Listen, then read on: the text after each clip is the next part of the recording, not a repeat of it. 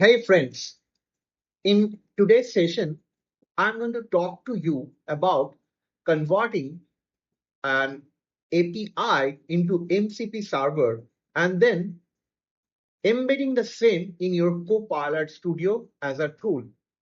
So I have created a Copilot Studio agent. This is the name of my agent. And inside this agent, I've created a tool. I've added this tool. This tool is nothing but Atlas query, which I have created. And this Atlas query, however, created, I will show to you. So it's so powerful that if I am going to simply ask something like this, can you get me the details of this address, and I'm giving the address something like, and I'm just going to hit enter.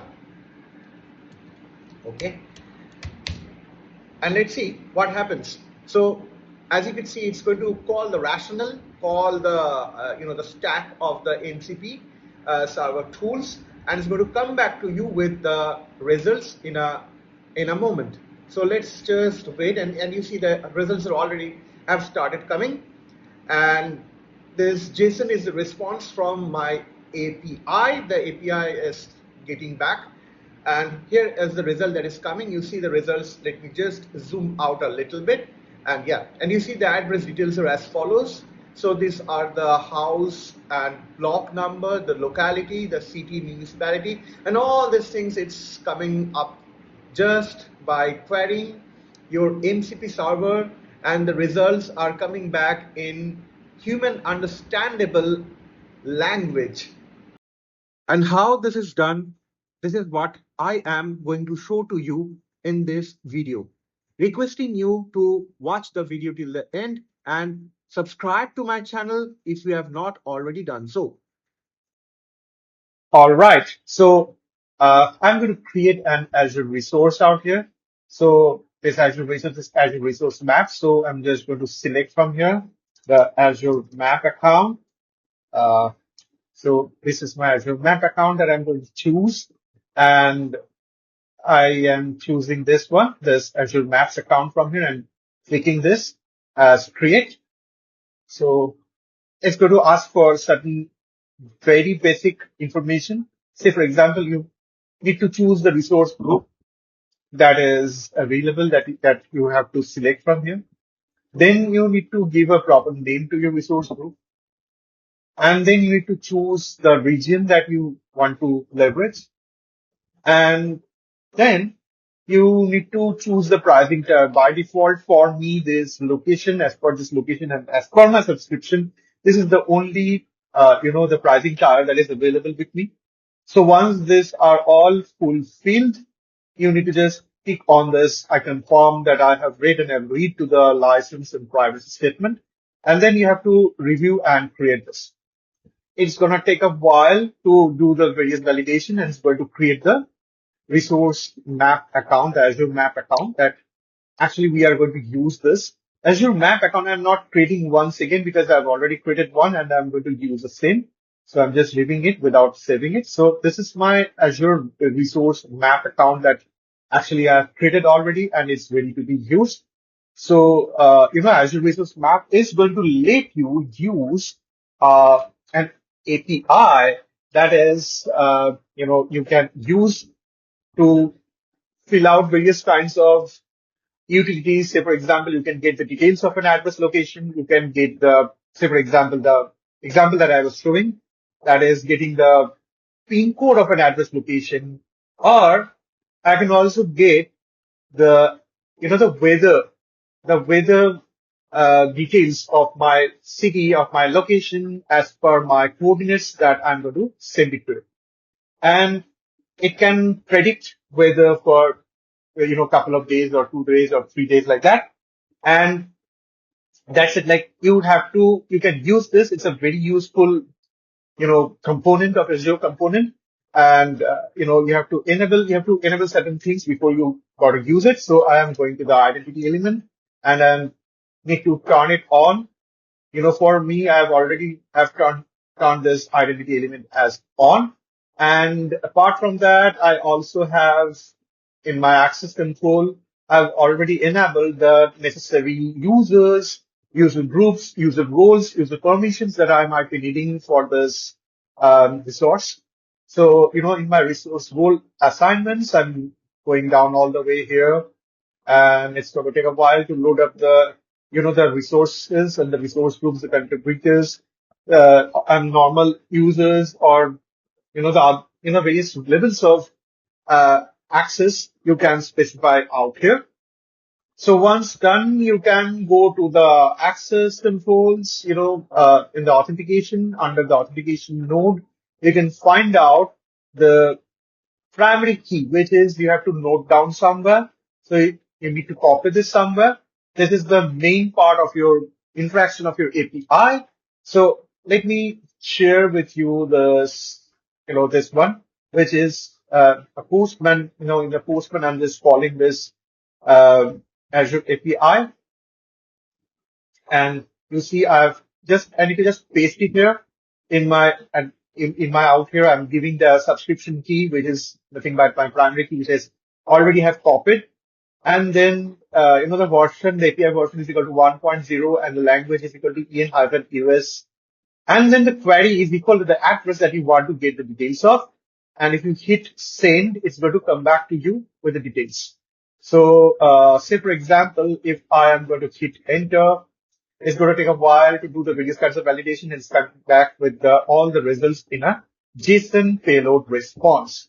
So you see it's very, very responsive, very, very fast, and perhaps it's going to come back to you with all details of your address that you want to get the details of, that you want to, dig deep into.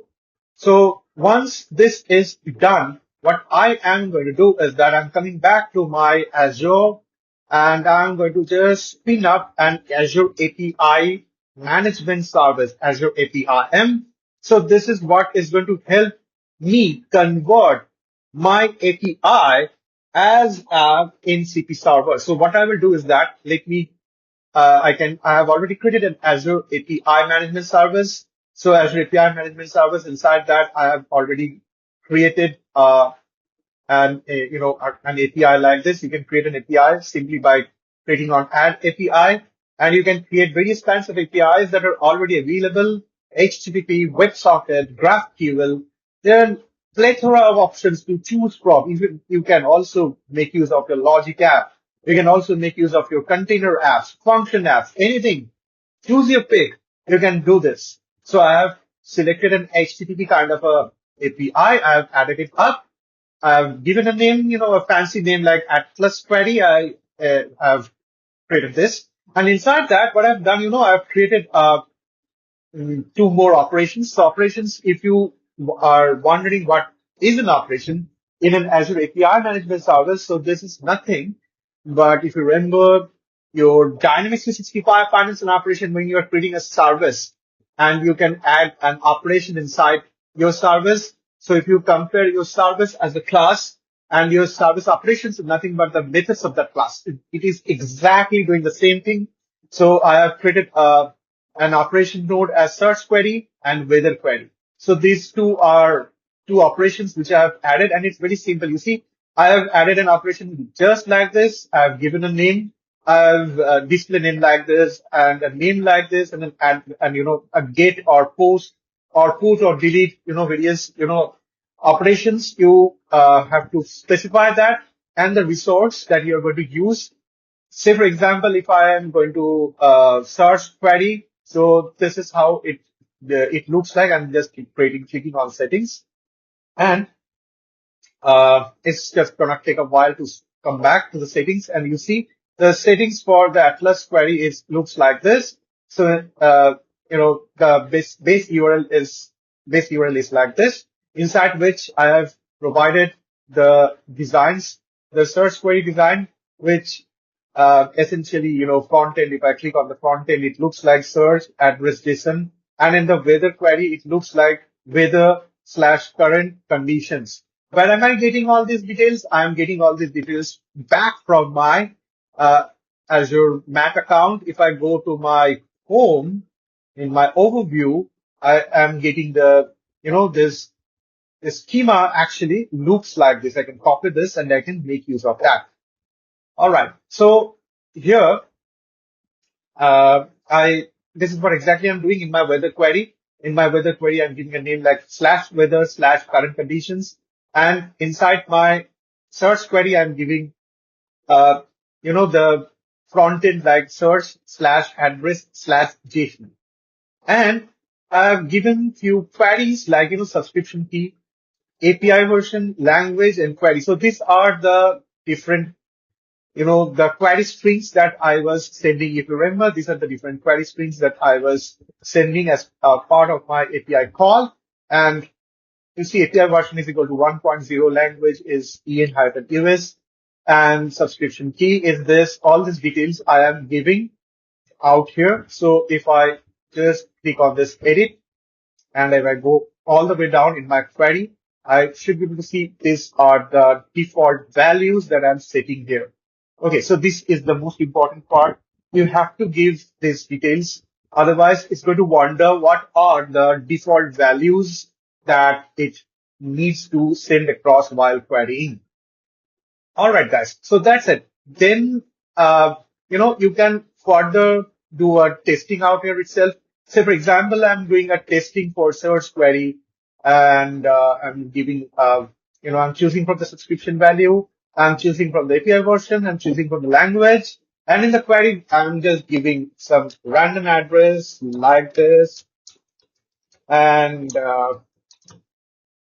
all right, just a moment. I'm just clicking on send, and it's going to do some validation and coming back with the responses. So it's the response is the, it's able to find out that this address belongs to London and it's a point address, and the South, Mary, Lebanon, and all these details is able to figure out by parsing some kind of a JSON. Okay, so now, once this operations you have added to your API, the last but not the least step is to convert that into an MCP server, which is very direct, very straightforward. So I have created an MCP server very, very directly like this, which is, I can create simply on this, create an MCP server by selecting expose an API as an MCP server. So if I click on this, if I select this, from here, it's very simple. You see, I need to select what are the available APIs. So for me, the Atlas Query MCP server, I've already created that.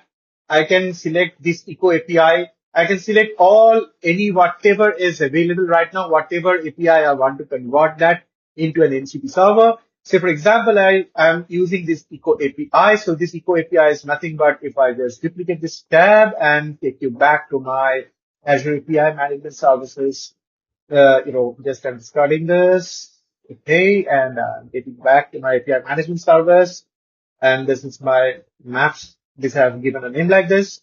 And, in my API, these are the APIs that are available. If you remember, Atlas Query is one, another is Eco API. So I can convert this Eco API into an MCP server. I can select that Eco API here.